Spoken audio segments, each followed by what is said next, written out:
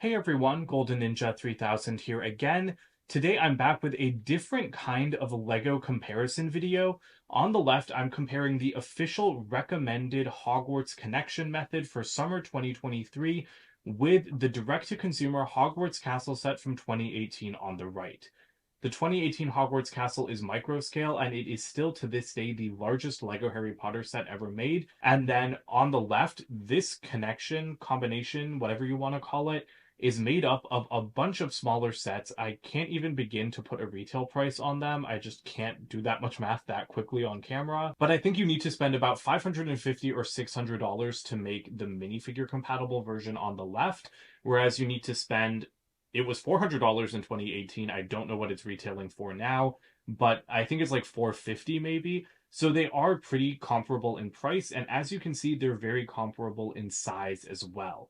I wanted to do this comparison after showing them together really quickly during my summer 2023 Hogwarts Connection video. So honestly, I just thought doing a full comparison would be a fun thing to do. And I already had the microscale Hogwarts taken out of its display spot, so I figured, you know what, why not? Before we really jump into the details, though, I do want to remind everyone that I am an employee of the LEGO Group.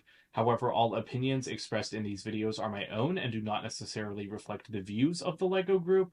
And LEGO is a registered trademark of the LEGO Group of companies, which does not sponsor, authorize, or endorse this site. It is very hard to film such large structures in my filming space. It's like right up to the edge of my table. The 2018 set is almost hanging off the edge, and then the 2023 combination is bumping into my Eiffel Tower, which is displayed there on the side. And my studio lights don't quite catch the middle, which is why it's a little bit in shadow. So this is kind of going to be the last time until the end that you're going to see them together like this.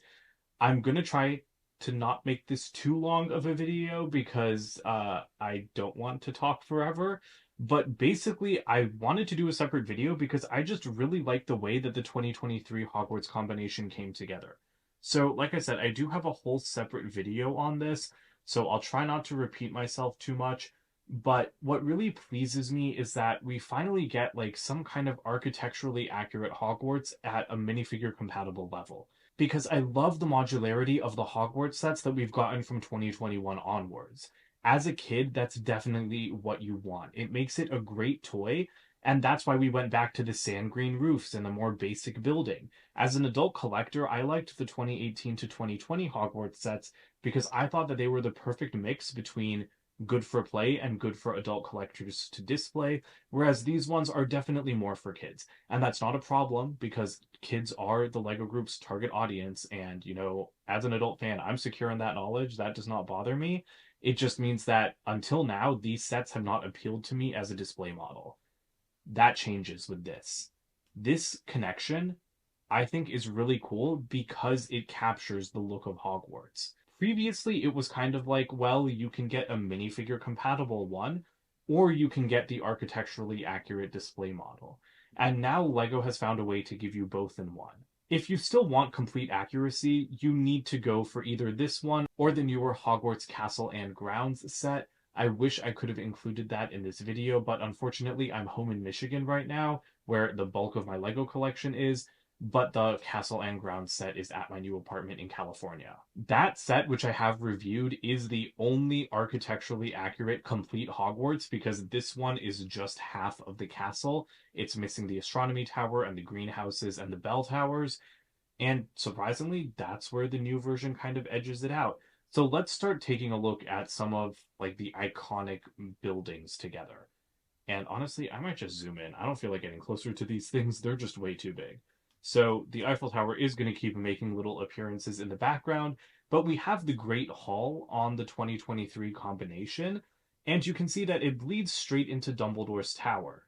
Sorry, I mean Dumbledore's office. I'm always thinking of like the Marble Staircase Tower because that's like the name of the building that's next to the Great Hall. But Dumbledore's office, I think, was a great set. I really, really like its facade just as a Lego building. While it isn't 100% accurate like in looks, it's got the general height. And that's what I said about this in that in that connection video, because this is the comparison video. This combination just kind of gives you the skyline of Hogwarts. It rises and falls like Hogwarts should. You start from the Great Hall, you go up to a big tower, Slight dip, more tower. You have the viaduct, more tower, little dip, and then the big astronomy tower. And you've got that same exact rise and fall here, just without the addition of the astronomy tower, because this set cuts off before it gets to that point.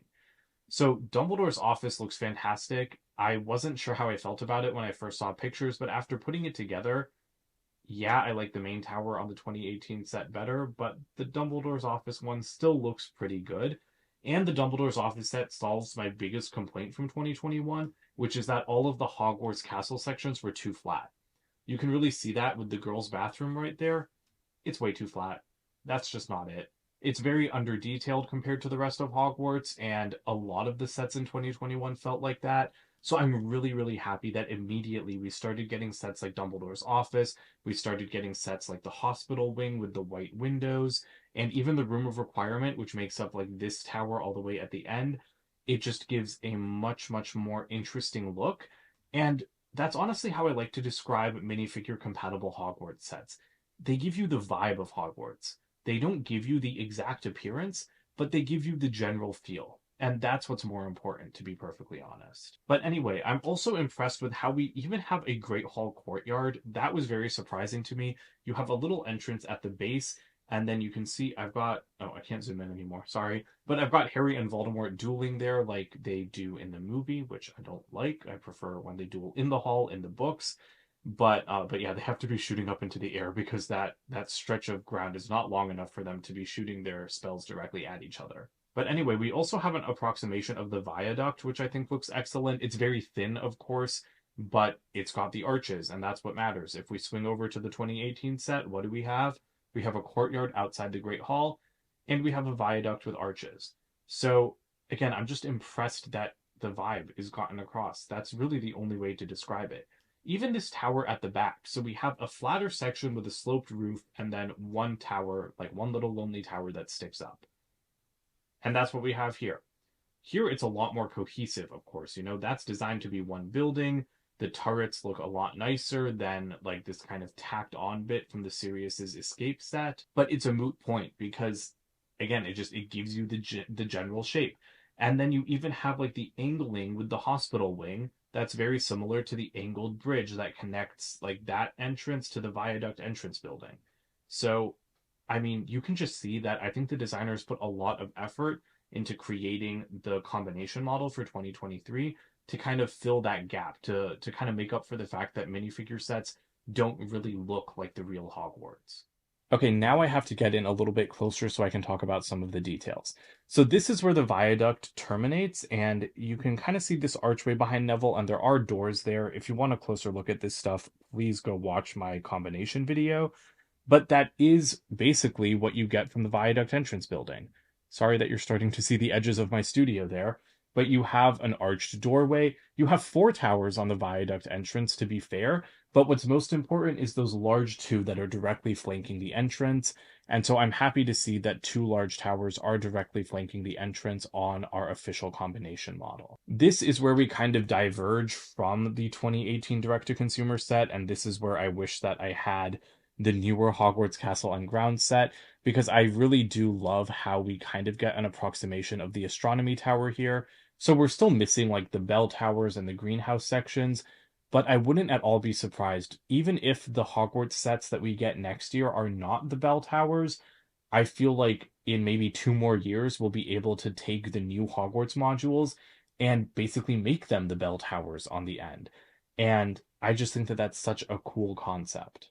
So honestly, that's kind of it for this video. I don't have much else to say. I'm not going to compare the interiors, not just because it's a pain in the butt to turn these sets around, but also because the interiors really have nothing to do with each other. In the minifigure version, like you can see the interiors in the combination video I just did, but you can also see peeks of them like through the windows. And it's classrooms, it's the girls' bathroom, it's the Great Hall, it's the hospital wing, it's the Chamber of Secrets. It's everything you would expect from Hogwarts, the Room of Requirement, of course. But the microscale version is, well, microscale. So even though the Great Hall is similar and the Chamber of Secrets is similar, everything else is kind of more faithful to the movies than faithful to being a good toy, which is why I don't really think it's worthwhile to compare the interiors. because the exteriors are pretty much all I wanted to talk about anyway. I honestly think it was thrilling to put these side by side. I wasn't planning on doing a separate comparison video, to be perfectly honest. It's just that after I briefly talked about it in the connection video, I just loved seeing these things side by side, and I thought, like, hey, I went to all the trouble of pulling the 2018 set out. This is one of my favorite Lego sets of all time. I wasn't happy when I first heard that the Hogwarts castle would be microscale, but I truly think it's one of the greatest Lego sets ever made. And so I've never done like videos on it apart from unboxings because 2018 was not a time when I was regularly uploading. So I relished the opportunity to talk about it a little bit and to be able to compare it to something because I love doing comparison videos and I don't think I've ever compared this to anything. And I can't compare it to the Hogwarts Castle and Grounds because, like I keep saying, it's in California. But yeah, I hope that you guys enjoyed this video, even though it's kind of just me talking about Hogwarts' architectural details. But you know what? I'm a huge Harry Potter fan. I'm a huge Lego Harry Potter fan. And I even wrote like a math paper about this set for a high school class when I was a senior. And it was like 2,000 words too. So, yeah, of course I was going to do a video like this. So thank you if you watched all the way to the end. Please don't forget to comment, like, and subscribe. And check out my website, goldenninja3000.com. And I'll see you guys with more videos soon. Bye for now.